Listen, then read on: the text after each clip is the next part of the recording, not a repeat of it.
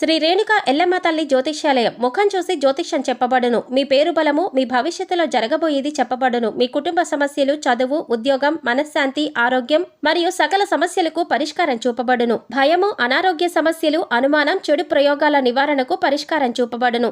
ఎటువంటి వ్యాధులకైనా మూలికా వైద్యం చేయబడును. మంచి హస్తవాసి ఉన్న గురూజీ, ఒకసారి కాల్ చేయండి, మీకే తెలుస్తుంది. స్త్రీ పురుష వశీకరణ 100% గ్యారంటీ. గురూజీ లక్ష్మణ్ రాజు. Cell number 8639883141. ఓం శ్రీమాత్రే నమః. ఛానల్లోకి స్వాగతం అండి. డిసెంబర్ 1వ తారీఖు అమావాస్య ఆదివారంతో కలిసి వచ్చింది. అమావాస్య అనేది చాలా విశేషమని, అలాగే ఎంతో శక్తివంతమైన రోజని పండితులు చెప్తున్నారు. ఇంతటి విశేషమైన రోజున మిథున రాశి వారు ఏ పనులు చేయడం వల్ల మీలో ఉన్న నెగిటివ్ ఎనర్జీ తొలగిపోయి విశేషమైన ధనలాభం కలిగి మీకున్న ఆర్థిక కష్టాలు తొలగిపోతాయి అనే అంశాలతో పాటుగా స్నానం చేసే నీటిలో ఏం కలుపుకోవాలి, ఆ పదార్థాలు ఎందుకు కలుపుకోవాలి అనే అంశాలను ఈ వీడియోలో మనం వివరంగా తెలుసుకుందాం. కానీ అంతకంటే ముందుగా మీరు కనుక ఇప్పటి వరకు మన ఛానల్ని సబ్స్క్రైబ్ చేసుకోకపోతే సబ్స్క్రైబ్ చేసుకొని పక్కనే వచ్చిన బెల్ ఐకాన్ నొక్కి ఆల్ సెలెక్ట్ చేసుకుంటే మేము ఇలాంటి వీడియోస్ అప్లోడ్ చేయగానే ముందుగా మీకు నోటిఫికేషన్ వస్తుంది. ఇక వివరాల్లోకి వెళ్తే, ముందుగా అమావాస్య రోజు ఏ పనులు చేస్తే అదృష్టం కలిసి వస్తుందో, ఏ పనులు చేస్తే దురదృష్టం కలుగుతుందో తెలుసుకుందాం. అమావాస్య చాలా శక్తివంతమైనది. అమావాస్య రోజు కొన్ని పనులు చేస్తే అదృష్టం బాగా కలిసి వస్తుంది. అమావాస్య రోజు ఎవరైనా సరే సూర్యోదయానికి పూర్వమే తలస్నానం చెయ్యాలి. తలంటు స్నానం చెయ్యకూడదు. తలస్నానం అంటే కేవలం నీళ్లు తల మీద పోసుకొని తలస్నానం చెయ్యాలి. ఈ తలస్నానం చేస్తే చాలా మంచిది. అమావాస్య రోజు మధ్యాహ్నం పూట నిద్రపోకూడదు. మధ్యాహ్నం పూట నిద్రపోతే దరిద్రం చుట్టుకుంటుంది. ఈ రోజు విశేషంగా లక్ష్మీ పూజ చెయ్యాలి. అమావాస్య రోజు చేసే లక్ష్మీ పూజను ఐశ్వర్య లక్ష్మీ పూజ అంటారు. ఈ పూజ చేయటం వల్ల ఆర్థిక సమస్యలన్నీ తొలగిపోతాయి.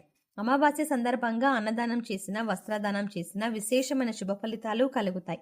అలాగే అమావాస్య సందర్భంగా ఎవరైనా సరే ఎడమకాలికి నల్లదారం కట్టుకుంటే చాలా మంచిది. అమావాస్య రోజు ఎడమకాలికి నల్లదారం కట్టుకుంటే ఎదుటి వాళ్ళ ఏడుపులేవి మీ మీద పని చెయ్యవు, దిష్టి ఉండదు, నరపీడ ఉండదు, శత్రు బాధలు తొలగిపోతాయి. ఎడమకాలికి నల్లదారం అమావాస్య రోజు కట్టుకోవాలి. అలా కట్టుకున్నట్లయితే మీకున్నటువంటి దిష్టి దోషం మొత్తం తొలగింపజేసుకోవచ్చు. అలాగే అమావాస్య రోజు రాత్రిపూట భోజనం చేయకూడదు. ఉపవాసం ఉండాలి. కేవలం పళ్ళు, పాలు మాత్రమే ఆహారంగా స్వీకరిస్తే చాలా మంచిది. అలాగే అమావాస్య అంటే సూర్యుడికి చాలా ఇష్టమైన రోజు. అందుకే ఎవరైనా సరే అమావాస్య సందర్భంగా సూర్యుడికి ఆర్జమిస్తే, అంటే సూర్యుడికి నీటిని సమర్పిస్తే జాతక దోషాలు తొలగిపోతాయి. అంటే రాగి చెంబులో నీళ్లు తీసుకొని ఆ నీళ్ళలో ఎర్ర పుష్పం, చిటికెడు కుంకుమ పువ్వు, కొద్దిగా గంధం కలిపి తూర్పు వైపు తిరిగి ఓం సవిత్రే నమః అని 12 సార్లు జపించి సూర్య భగవానుడికి ఆర్జం ఇచ్చినట్లయితే విశేషమైన ఫలితాలు కలుగుతాయి. అమావాస్య సూర్యనారాయణ మూర్తి పుట్టినరోజు కాబట్టి సూర్యుడి అనుగ్రహం వల్ల సకల శుభాలు కలుగుతాయి. అలాగే పితృదోషాలు, పితృశాపాలు తొలగిపోవటానికి అమావాస్య రోజు ఒక ప్రత్యేకమైన విధి విధానం పాటించాలి. మీకు దగ్గరలో రావి చెట్టు ఉన్నట్లయితే రావి చెట్టు దగ్గరికి వెళ్ళి రావి చెట్టు మొదట్లో ఆవాల నూనె అంటే మస్టర్డ్ ఆయిల్ ప్రమిదలో పోసి 8 ఒత్తులు విడిగా వేసి దీపాన్ని వెలిగించాలి. అమావాస్య రోజు ఎవరైతే రావి చెట్టు దగ్గర ఆవాల నూనె దీపం పెడతారో వాళ్ళకు ఉన్నటువంటి పితృదోషాలు, పితృశాపాలన్నీ తొలగిపోతాయి. అలాగే అమావాస్య సందర్భంగా నవధాన్యాలకు సంబంధించిన ఒక ప్రత్యేకమైన పరిహారం పాటిస్తే లక్ష్మీ కటాక్షం చాలా సులభంగా కలుగుతుంది. నవధాన్యాలు అమావాస్య రోజు నానబెట్టి వాటిని లక్ష్మీదేవికి నైవేద్యంగా సమర్పించి ఆ తర్వాత ఆ నవధాన్యాలు ఎక్కడైనా పరిశుభ్రమైన ప్రదేశంలో చల్లాలి. కొన్ని రోజుల తర్వాత ఆ నవధాన్యాలకు మొలకలు వచ్చాక మొలకలు వచ్చిన నవధాన్యాలను గోవుకి ఆహారంగా తినిపించాలి. అమావాస్య రోజు నవధాన్యాల పరిహారం పాటించడం ద్వారా ఆర్థిక ఇబ్బందుల నుంచి సులభంగా బయటపడవచ్చు. అమావాస్య సందర్భంగా ఈ ప్రత్యేకమైన విధి విధానాలు పాటించండి. అమావాస్య రోజు కామ్యకర్మలు ఏవి చెయ్యకూడదు. అంటే కోరిక కోరుకొని చేసేటువంటి కార్యక్రమాలు ఏవి కూడా చెయ్యకూడదు. ప్రధానంగా దానాలు చేయటం, నువ్వుల నీళ్ళలో వేసి దక్షిణ దిక్కుకు తిరిగి పితృదేవతలకు తర్పణాలు ఇవ్వడం, ఇలాంటివి చేస్తే పితృదోషాలు తొలగిపోతాయి. అమావాస్య రోజు అద్భుతమైన శుభ ఫలితాలు సిద్ధింపజేసుకోవచ్చు. అలాగే అమావాస్య రోజున బకెట్ నీళ్ళలో ఏది వేసుకొని స్నానం చేయడం వల్ల మీలో ఉన్న నెగిటివ్ ఎనర్జీ తొలగిపోతుంది. అలాగే ఈ పదార్థాలలో బకెట్ నీళ్ళను ఎందుకు కలుపుకోవాలి అనే అంశాలను ఇప్పుడు తెలుసుకుందాం. ప్రతి ఒక్కరు కూడా భగవంతుడి ఆశీస్సులు మాపై ఉండాలని, జీవితంలో గొప్పగా ఎదగాలని కోరుకుంటారు. మరి ఆ దిశగా అడుగులు వేసేందుకు తమ వంతుగా ప్రతిరోజు కూడా పూజ చేస్తూ ఉంటారు. పూజ చేసినప్పుడు ఫలితాలు వస్తాయా అంటే మనశ్శాంతి మాత్రం ఖచ్చితంగా వస్తుంది. ఫలితం వస్తుందా అంటే మాత్రం అది వారి పూర్వజన్మ కర్మ ఫలితం మీద కూడా ఆధారపడి ఉంటుంది. మరి అలాంటి కర్మ ఫలితాన్ని తగ్గించుకోవాలి అంటే ఏం చెయ్యాలి? అనే సందేహం మీకు రావచ్చు. మనం ఏదైనా పని చేస్తున్నామంటే అది ఎందుకు చేస్తున్నామని తెలుసుకొని చేస్తే మాత్రం దానికి ఖచ్చితమైన ఫలితాలు దొరుకుతాయి. ఈ మాట సాక్షాత్తు వేద పండితులు చెబుతున్నారు.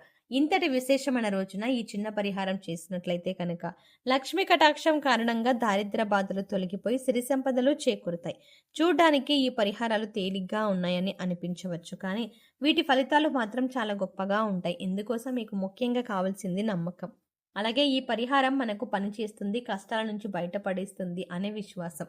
పరిహారంలో భాగంగా ముందు స్నానం చేసే నీటిలో ఏమేమి కలుపుకుంటే మీకు లక్ష్మీదేవి అనుగ్రహంతో సిరి సంపదలు పొందుతారో చూద్దాం. అంతేకాదు వాటిని ఎందుకు కలుపుకోవాలి అనే విషయాన్ని కూడా తెలుసుకుందాం. ఈ సృష్టిలో ప్రతి ఒక్క పదార్థానికి కూడా ఒక ప్రత్యేకత ఉంటుంది. అంతేకాదు మనం కనుక మనసులో బలంగా సంకల్పించుకుంటే ఆ పదార్థంలో ఉన్న గుణం ప్రత్యేకమైన పదార్థాలతో చేర్చి ఉపయోగించడం వల్ల మన సంకల్పాన్ని భగవంతునికి చేరవేస్తుంది. కానీ ఈ పరిహారాలు తేలిగ్గా ఉన్నాయి కదా చేసేద్దామని చేయడం కాదు, మనస్ఫూర్తిగా నమ్మి చేయాలి. అప్పుడే మీకు సత్ఫలితాలు వస్తాయి. ఇక ఇంతటి విశిష్టమైన అమావాస్య రోజున ఈ రాశి వారు ఉదయాన్నే నిద్రలేచి చక్కగా స్నానం చేయండి. అలాగే స్నానం చేసే నీటిలో ఒక తమలపాకు, కొద్దిగా రాళ్ళ ఉప్పు, అలాగే 2 హారతి కర్పూరం బిళ్ళలను పొడి చేసి వేసుకొని ఇవన్నీ నీళ్ళలో కలుపుకొని స్నానం చేయాలి. ఈ నీళ్ళతో పిల్లలు ఇంకా పెద్దవాళ్ళు కూడా స్నానం చేయవచ్చు. తమలపాకు అంటే శుభ సూచకం, అలాగే భగవంతుడికి ఎంతో ఇష్టం. అంతేకాకుండా ఈ పదార్థాలు అన్నీ కూడా మీలో పాజిటివ్ ఎనర్జీని పెంచుతాయి, మీ చుట్టూ ఉన్న నెగిటివ్ ఎనర్జీని తీసేస్తాయి. ఈ పదార్థాలకు నీళ్ళలో కలిపి స్నానం చేయడం వల్ల భగవంతుని అనుగ్రహాన్ని కూడా పొందుతారు. బకెట్ నీళ్ళలో ఒక తమలపాకు వేసి అరగంట తర్వాత స్నానం చేస్తే శరీరానికి మరింత స్వచ్ఛత లభిస్తుంది. ఒంట్లో ఉండే నెగిటివ్ ఎనర్జీ అంతా తొలగిపోతుంది. ఇక రెండో పదార్థం మనం నీళ్ళలో కలిపింది రాళ్ళ ఉప్పు. ఈ రాళ్ళ ఉప్పు నీళ్ళలో కలపడం వల్ల మనలో ఉన్నటువంటి నకారాత్మక శక్తి అనేది తొలగిపోతుంది, అంటే నెగిటివ్ ఎనర్జీ. వాస్తవానికి చెప్పాలంటే మనకు తెలియకుండా మన మీద ఒక రకమైనటువంటి నకారాత్మక శక్తి పనిచేస్తూ ఉంటుంది. ఇంకా ఇలాంటి నకారాత్మక శక్తి ఉన్నప్పుడు మనం చేసే పనుల్లో ఆటంకాలు రావడం, అలాగే ఆర్థికంగా కుంగిపోవడం, ఇలాంటివన్నీ చూస్తూ ఉంటాం. ఇక ఈ నకారాత్మక శక్తి నుంచి బయటపడడానికి చిన్న చిన్న పరిహారాలు చేసుకుంటే సరిపోతుంది. దాన్ని తొలగించుకోవడానికి రాళ్ళ ఉప్పు మనకు ఎంతగానో సహాయపడుతుంది. ఇక మూడో పదార్థం మనం నీళ్ళలో కలిపింది కర్పూరం బిళ్ళలు. ఇలా 2 కర్పూరం బిళ్ళలను పొడి చేసి నీళ్ళలో కలపడం వల్ల మనలో దైవభావం పెంపొందుతుంది. దీని నుంచి వచ్చే సువాసన మనలో ఉన్న చెడు ఆలోచనలను తొలగించి ఆధ్యాత్మికం వైపు మనల్ని నడిపిస్తుంది. సో చూసారు కదండి, డిసెంబర్ 1వ తారీఖు అమావాస్యతో కలిసి వచ్చిన ఆదివారం రోజున ఈ రాశివారు ఏ చిన్న పరిహారం చేయటం వల్ల వారి జీవితంలో ఉండే కష్టాలు, సుఖాలు, అలాగే కష్ట నష్టాలు అన్నీ తొలగిపోతాయి అనే అంశాలతో పాటుగా అమావాస్య రోజు స్నానం చేసే బకెట్ నీటిలో ఏది కలుపుకొని స్నానం చేయడం వల్ల నెగిటివ్ ఎనర్జీ తొలగిపోతాయి, ఆర్థికంగా అభివృద్ధి చెందుతారు అనే అంశాలను ఈ వీడియోలో మనం వివరంగా తెలుసుకున్నాం కదా. ఈ వీడియో మీకు నచ్చినట్టయితే లైక్ చేయండి. అలాగే మీ ఫ్రెండ్స్ అండ్ ఫ్యామిలీ మెంబర్స్లో ఎవరైనా మిథున రాశి వారు ఉన్నట్లయితే వారితో ఈ వీడియోని షేర్ చేసుకోవడం మాత్రం మర్చిపోకండి. అలాగే ఇప్పటి వరకు మన ఛానల్ని సబ్స్క్రైబ్ చేసుకోకపోతే సబ్స్క్రైబ్ చేసుకొని పక్కనే వచ్చిన బెల్ ఐకాన్ నొక్కి ఆల్ సెలెక్ట్ చేసుకుంటే మేము ఇలాంటి వీడియోస్ అప్లోడ్ చేయగానే ముందుగా మీకు నోటిఫికేషన్ అందుతుంది. కాబట్టి ఖచ్చితంగా ఛానల్ని సబ్స్క్రైబ్ చేసుకొని పక్కనే ఉన్న బెల్ ఐకాన్ని కూడా క్లిక్ చేయండి. అంతేకాకుండా అందులో ఉన్న ఆల్ అప్డేట్ని సెలెక్ట్ చేసుకోవడం ద్వారానే మీకు నోటిఫికేషన్గా ప్రతి వీడియో అందుతుంది. మరో చక్కటి వీడియోతో మళ్ళీ కలుద్దామండి. ఓం శ్రీమాత్రే నమః.